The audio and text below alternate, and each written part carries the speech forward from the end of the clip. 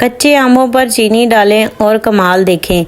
आज मैं आपके लिए बहुत ही इंटरेस्टिंग, बहुत ही मुफीद सी एक ऐसी रेसिपी लेकर आई हूँ जिसे आप एक बार बनाकर पूरे 6 महीने के लिए इस्तेमाल कर सकते हैं। बहुत ही मुफीद, इंतहाई यूज़फुल, गर्मी की लो से बचने के लिए और मैदे को ठंडक पहुँचाने के लिए एक ऐसा ज़बरदस्त सा हम सिरप बनाकर तैयार करेंगे जिसे हम पूरे 6 माह के लिए इस्तेमाल कर सकते हैं। कैसे इसे बनाना है और इसे कैसे फ्रीज़ करना है, इसका सारा मेथड आपको बताऊँगी। वीडियो बहुत ही मैंने आपके लिए शॉर्ट बनाई है ताकि आपका टाइम ज़ाया ना हो। वीडियो अच्छी लगती है तो लाइक करें, शेयर करें। अच्छी वीडियोस के लिए चैनल को सब्सक्राइब करें। चलते हैं बिना टाइम ज़ाया किए आज की आसान सी मज़ेदार सी रेसिपी का आगाज़ करते हैं। तो ये मैं कैरी का जूस नहीं बना रही बल्कि हम बना रहे हैं कैरी का शरबत। बगैर केमिकल्स के घर में एक हेल्दी सा शरबत बनाकर तैयार करेंगे। तो इसके लिए यहाँ पे कैरी जो है वो अब हर मौसम में जो है वो अवेलेबल नहीं होती। अब जैसे कि सीज़न है तो आप अभी बना कर रख लें, गर्मियाँ स्टार्ट हैं तो ये बहुत ही मुफीद सा जो है वो रहेगा आपके लिए। मेहमान आ जाएं अचानक तो आप थोड़ा सा डालें और फ़ौरन से बनाकर ठंडे मशरूब जो है वो इस्तेमाल करें। आपके लिए भी फ़ायदेमंद है और मेहमानों को ठंडक पहुंचाने के लिए भी बहुत ही मुफीद हैं। इसके लिए कैरी को जो है वो मैंने काट लिया है। दरमियान में से नरम हड्डी वाले हों, जिनके अंदर अभी हड्डी नहीं बनी होती तो ये ज़्यादा बेटर रहेंगे। अगर हड्डी वाले हों तो आपने गुठली निकाल देनी है और बिल्कुल छिलका उतार कर इस तरह से हमने जो सिर्फ गोदा होता है वो ले लेना है। तो यहाँ पे हमारे पास है कैरी का गोदा। तो इसको जो है वो एक पैन के अंदर डाल लेंगे। पैन के अंदर शामिल करने के बाद जो है वो हम इसके अंदर शामिल करेंगे पानी जो है वो आपने इतना डालना है कि जितने जो इसका गोदा है वो अंदर डूबा होना चाहिए। तो यहाँ पे जो है वो अगर मेजरिंग से बताऊँ तो यहाँ पे मैंने 2 कप पानी डाला है। तो पानी डालने के बाद जो है वो हम इसे हल्का सा हिला देंगे ताकि सारी जो है वो इसके नीचे पानी के अंदर जो है वो डूबी हुई होनी चाहिए। मीडियम टू लो फ्लेम पर इसे कुक होने के लिए छोड़ देंगे। आप चाहें तो इसे कवर करके छोड़ सकते हैं। तो यहाँ पे देखें माशाल्लाह बहुत ही ज़बरदस्त जो है वो इसकी लुक आ रही है क्योंकि काफ़ी हद तक जो है वो ये गल चुकी है। तकरीबन इसे 4 से 5 मिनट हो चुके हैं ऊपर पड़े हुए। तो यहाँ पे चेक कर लेते हैं। ये देखें ऑलमोस्ट डन है, बहुत अच्छे से ये गल चुकी है। अब हम इसे निकाल कर ठंडा होने के लिए रख देंगे। यहाँ पे है मेरे पास पुदीना। तो मैदे के लिए बहुत ही मुफीद है। गर्मी में ये इसका तासीर जो है वो ठंडा होता है। तो इसके लिए जो है वो हम यहाँ पे पुदीने का इस्तेमाल कर रहे हैं। बहुत सस्ते से जो है ये बाज़ार से मिल जाता है। तो यहाँ पे पूरी गट्ठी मैंने ली थी तो इसमें से जो है वो यहाँ पे सिर्फ इतना सा जो है वो हम अपनी रेसिपी में इस्तेमाल करेंगे। इस्तेमाल किस तरह से करना है, यहाँ पे जो है वो हम लेंगे एक टहनी इसकी पकड़ेंगे और इसके जो है वो हम पत्ते अलहदा कर लेंगे। जी हाँ, तो सिर्फ पत्ते आपने डालने हैं क्योंकि ये जो अंदर इसकी होती है ना टहनी, इसका जो है वो हल्का सा कड़वा सा टेस्ट होता है तो इससे रेसिपी ख़राब हो सकती है। सिर्फ आपने अच्छे से पत्ते उतार कर इस्तेमाल करने हैं। यहाँ पे एक जूसर जग है मेरे पास और इसके अंदर हम डालेंगे पुदीना जो हमने साफ़ करके धो लिया था। पुदीने को शामिल करने के बाद हम इसके अंदर डाल देंगे जो हमने आम का गोदा ठंडा होने के लिए रखा था। इससे पहले भी मैंने इसी में शरबत की, इस तरह के एक शरबत की रेसिपी आपके साथ शेयर किया जो बगैर जूसर जग के हमने बनाया था।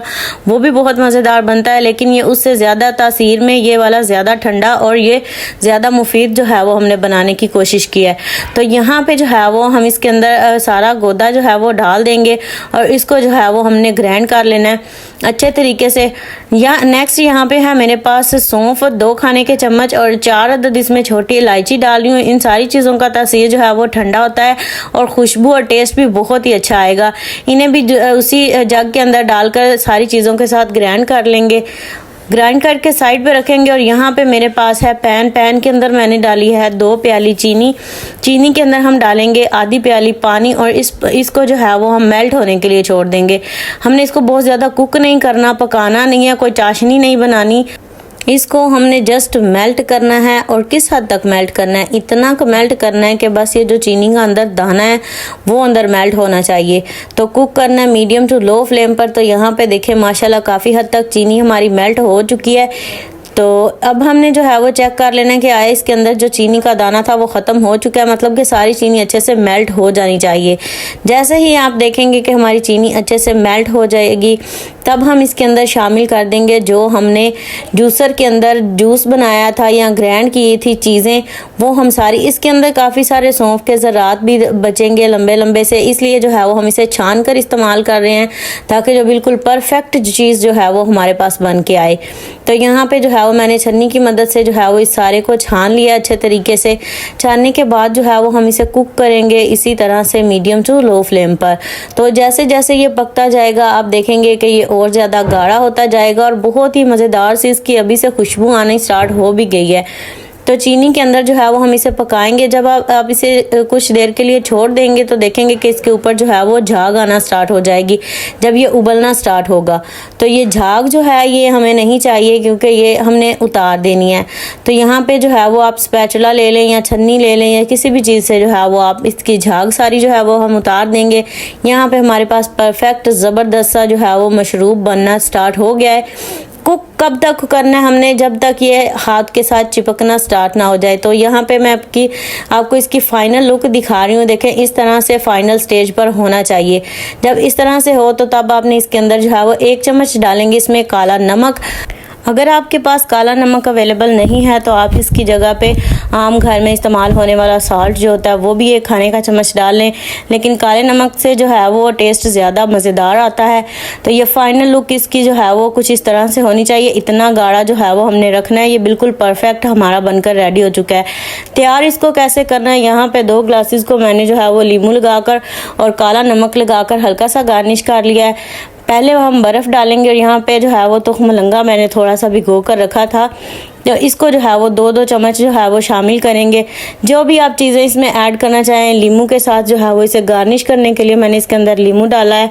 तो यहाँ पे देखें लीमू डालने के बाद जो है वो हमने सिर्फ 2 से 3 खाने के चम्मच जो है वो या फिर 1-2 घूंट जितना आपको चीनी पसंद हो उतना आपने ये सिरप या शरबत जो है वो डाल लेना है। बाकी हम इसके अंदर ऐड करेंगे पानी। अब हम इसके अंदर डालेंगे बिल्कुल यख ठंडा पानी, जिससे बहुत ही मज़ेदार, बहुत ही परफेक्ट, रेस्टोरेंट से कहीं ज़्यादा बेहतर, बिल्कुल हेल्दी, बग़ैर केमिकल्स के बहुत ही मज़ेदार सा गर्मी का हमारा एक मशरूब बनकर तैयार हो जाएगा, जो सेहत के लिए भी बहुत ज़्यादा अच्छा है और गर्मी की लो से बचाव के लिए भी जो है वो बहुत ही परफेक्ट है। बहुत ही ज़बरदस्त जो है वो इसका टेस्ट भी बनेगा। अगर आप रेसिपी को फुल जो है वो फॉलो करेंगे तो आप ये सिरप जो है ये शरबत मुझसे भी ज़्यादा बेहतर बनाकर इस्तेमाल कर सकते हैं और बहुत ही ज़बरदस्त से टेस्ट के साथ। ये फाइनल लुक इसकी चेक करें, कितना मज़ेदार, कितना अट्रैक्टिव सा लग रहा है। इस तरह से आप पेश करें। और यहाँ पे जो मेरे पास बचा था मैंने इसे बॉटल में सेव कर लिया है। ये तकरीबन 6 माह तक कहीं नहीं जाएगा। बिल्कुल आप इसे फ्रिज में रख लें, जब दिल चाहे निकालें, बनाएं, इंजॉय करें। उम्मीद करती हूँ आपको आज की आसान सी मज़ेदार सी रेसिपी पसंद आई होगी। वीडियो ज़रा सी भी अच्छी लगी हो तो लाइक करें, शेयर करें। मज़ीद अच्छी वीडियोस के लिए चैनल को ज़रूर सब्सक्राइब करें। नेक्स्ट वीडियो तक के लिए दीजिए इजाज़त। दुआओं में याद रखिएगा। अल्लाह हाफिज़।